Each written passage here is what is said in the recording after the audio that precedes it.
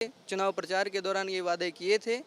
और इन वादों पे वो पूरा उतरने की इच्छा उसने जताई थी, लेकिन आज वह उन वादों से मुकर रहा है। वो एफिडेविट भी साथ में जमा कराएं। जब वो एफिडेविट साथ में जमा कराएगा तो इलेक्शन कमीशन के पास राइट आएगा कि उसके अगेंस्ट या तो उसका कैंडिडेचर रिजेक्ट किया जाए, उसकी मेंबरशिप रिजेक्ट किया जाए, इन फ्यूचर उसको बाहर किया जाए। कि माता पिता बनना अजे भी थोड़ा सुपना है। अपना माता पिता बनने का सुपना पूरा करो अपोलो फर्टिलिटी देना। मुफ्त सलाह ਲਈ कॉल करो 9953923943। ਹਰਿਆਣਾ ਵਿਧਾਨ ਸਭਾ ਇਲੈਕਸ਼ਨ ਆ ਰਹੇ ਨੇ ਤੇ ਉਸ ਨੂੰ ਲੈ ਕੇ ਜਦੋਂ ਮੈਨੀਫੈਸਟੋ ਜਾਰੀ ਕਰਦੀਆਂ ਨੇ ਪਾਰਟੀਆਂ ਤੇ ਵਾਅਦੇ ਵੱਡੇ ਵੱਡੇ ਕਰਦੀਆਂ ਨੇ, ਪਰ ਹਮੇਸ਼ਾ ਹੀ ਜਨਤਾ ਦੇ ਵੱਲੋਂ ਅਫਸੋਸ ਜਤਾਇਆ ਜਾਂਦਾ ਹੈ, ਇਲਜ਼ਾਮ ਵੀ ਲਗਾਏ ਜਾਂਦੇ ਨੇ ਕਿ ਸਾਡੇ ਨਾਲ ਵਾਅਦੇ ਕੀਤੇ ਜਾਂਦੇ ਨੇ ਪਰ ਉਹ ਵਾਅਦੇ ਪੂਰੇ ਨਹੀਂ ਹੁੰਦੇ। ਪਰ ਉਸ ਦਾ ਹੱਲ ਕੱਢਿਆ ਗਿਆ ਹੈ ਪੰਜਾਬ ਹਰਿਆਣਾ ਹਾਈ ਕੋਰਟ ਦੇ ਇੱਕ ਐਡਵੋਕੇਟ ਦੇ ਵੱਲੋਂ, ਉਹਨਾਂ ਦੇ ਵੱਲੋਂ ਇੱਕ ਕਹਿ ਸਕਦੇ ਹਾਂ ਕਿ ਅਪੀਲ ਮੰਨ ਲਓ ਭਾਵੇਂ ਇੱਕ ਨੋਟਿਸ ਮੰਨ ਲਓ, ਉਹ ਇੱਕ ਨੋਟਿਸ ਜਿਹੜਾ ਭੇਜਿਆ ਗਿਆ ਹੈ ਉਹ ਭੇਜਿਆ ਗਿਆ ਹੈ ਇਲੈਕਸ਼ਨ ਕਮਿਸ਼ਨ ਆਫ ਇੰਡੀਆ ਨੂੰ। ਤੇ ਉਹ ਕੀ ਪੂਰਾ ਨੋਟਿਸ ਹੈ, ਉਸ ਦੇ ਵਿੱਚ ਕੀ ਕੁਝ ਲਿਖਿਆ ਗਿਆ ਹੈ, ਪੂਰੀ ਜਾਣਕਾਰੀ ਲੈਣੇ ਸਾਡੇ ਨਾਲ ਐਡਵੋਕੇਟ ਪ੍ਰਦੀਪ ਸ਼ਰਮਾ ਜੀ ਮੌਜੂਦ ਨੇ।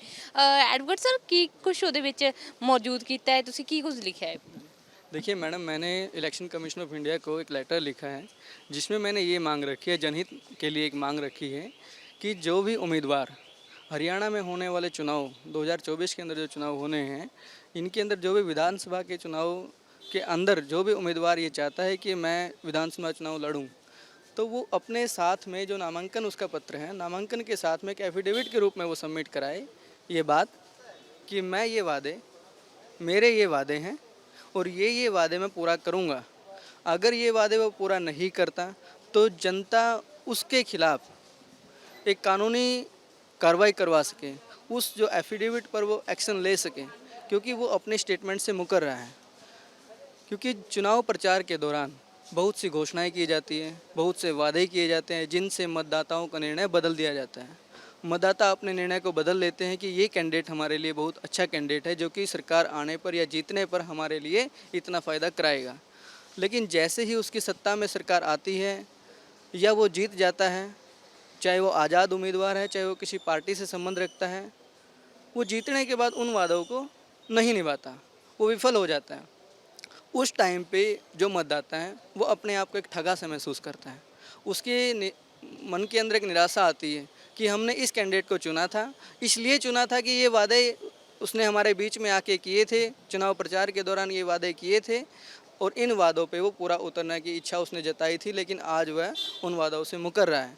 तो ये बहुत बड़ा एक लूपहोल्स रहता है कि चुनाव प्रचार के दौरान तरह तरह की घोषणाएं करना। अगर आपने ये घोषणाएं करनी है तो आप अपने एक एफिडेविट के रूप में ये दीजिए कि मैं, अगर मेरी सरकार आती है या मैं जीतता हूँ तो मैं इन स्टेटमेंट्स को पूरा करूँगा। और मेरी साथ में एक और अपील रही है चुनाव आयोग को, मेरी एक मांग ये भी रही है साथ में कि आप उन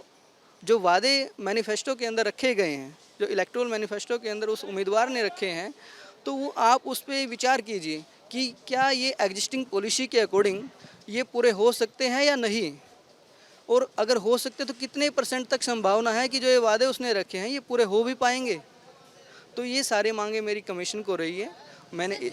ਤੁਸੀਂ ਕਿਹਾ ਕਿ ਇੱਕ ਐਫੀਡੈਵਿਟ ਵੀ ਜਿਹੜਾ ਫਾਈਲ ਕੀਤਾ ਜਾਵੇ ਇਲੈਕਸ਼ਨ ਕਮਿਸ਼ਨ ਕੋਲ ਕੀਤਾ ਜਾਵੇ ਜਾਂ ਫਿਰ ਡੀਸੀ ਆਫਿਸ ਦੇ ਵਿੱਚ ਕੀਤਾ ਜਾਵੇ, ਪਰ ਜੇਕਰ ਉਹ ਐਫੀਡੈਵਿਟ ਵੀ ਫਾਈਲ ਕਰ ਦਿੰਦੇ ਨੇ, ਇਲੈਕਸ਼ਨ ਕਮਿਸ਼ਨ ਤੁਹਾਡੀ ਗੱਲ ਮੰਨ ਲੈਂਦਾ ਆ, ਤਾਂ ਇਸ ਤੋਂ ਬਾਅਦ ਵੀ ਜੇਕਰ ਸਰਕਾਰ ਵਾਅਦੇ ਨਹੀਂ ਪੂਰੀ ਕਰਦੀ ਤਾਂ ਉਹਨਾਂ ਤੇ ਕਿਹੜੀ ਕਿਹੜੀ ਕਾਰਵਾਈ ਹੋ ਸਕਦੀ ਹੈ ਜੀ ਲਾਅ ਦੇ ਅਕੋਰਡਿੰਗ ਵੀ ਦੇਖੀਏ? देखिए, हमारा एक एक्ट है रिप्रेजेंटेशन पीपल एक्ट 1951,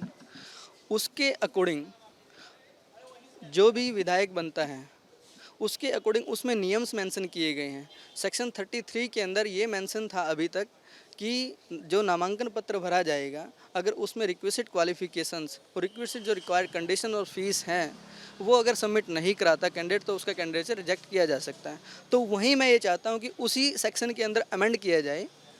कि वो एफिडेविट भी साथ में जमा कराएं। जब वो एफिडेविट साथ में जमा कराएगा तो इलेक्शन कमीशन के पास राइट आएगा कि उसके अगेंस्ट या तो उसका कैंडिडेट रिजेक्ट किया जाए, उसकी मेंबरशिप रिजेक्ट किया जाए, इन फ्यूचर उसको बाहर किया जाए,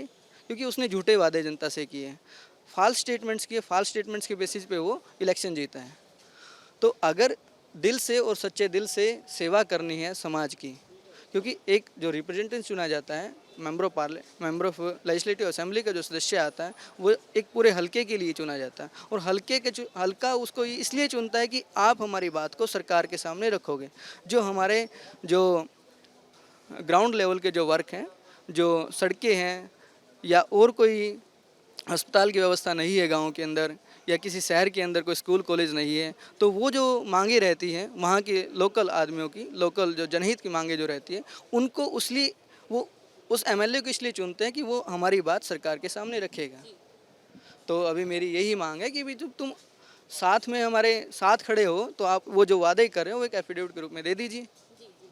ਬਿਲਕੁਲ ਤਾਂ ਬਿਲਕੁਲ ਹੁਣ ਜੇਕਰ ਵਿਧਾਨ ਸਭਾ ਦੇ ਵਿੱਚ ਜਿਹੜੀਆਂ ਇਲੈਕਸ਼ਨ ਹੋਣ ਵਾਲੀਆਂ ਨੇ ਹਰਿਆਣਾ ਦੇ ਵਿੱਚ, ਜੇਕਰ ਉਸ ਦੇ ਵਿੱਚ ਇਲੈਕਸ਼ਨ ਕਮਿਸ਼ਨ ਦੇ ਵੱਲੋਂ ਜਿਹੜਾ ਇਹ ਲਾਅ ਕਹਿ ਸਕਦੇ ਆ ਜਾਂ ਇਹ ਇੱਕ ਨਿਯਮ ਬਣਾ ਦਿੱਤਾ ਜਾਂਦਾ ਹੈ, ਤਾਂ ਆਉਣ ਵਾਲੇ ਦਿਨਾਂ ਦੇ ਵਿੱਚ ਸੱਤਾਧਿਰ ਪਾਰਟੀ ਦੇ ਲਈ ਖਤਰਾ ਹੋ ਸਕਦਾ ਹੈ, ਕਿਉਂਕਿ ਮੈਨੀਫੈਸਟੋ ਦੇ ਵਿੱਚ ਬਹੁਤ ਚੀਜ਼ਾਂ ਕਹੀਆਂ ਜਾਂਦੀਆਂ ਨੇ ਪਰ ਉਹ ਪੂਰੀਆਂ ਨਹੀਂ ਹੁੰਦੀਆਂ, ਤਾਂ ਉਸ ਦੇ ਉੱਤੇ ਵੀ ਹੁਣ ਕਾਰਵਾਈ ਜਿਹੜੀ ਹੈ ਉਹ ਹੋ ਸਕਦੀ ਹੈ। ਵੀਡੀਓ ਜਰਨਲਿਸਟ ਸੰਦੀਪ ਦੇ ਨਾਲ ਇੰਦਰ ਸਿੱਧੂ, ABP ਸਾਂਝਾ, ਚੰਡੀਗੜ੍ਹ।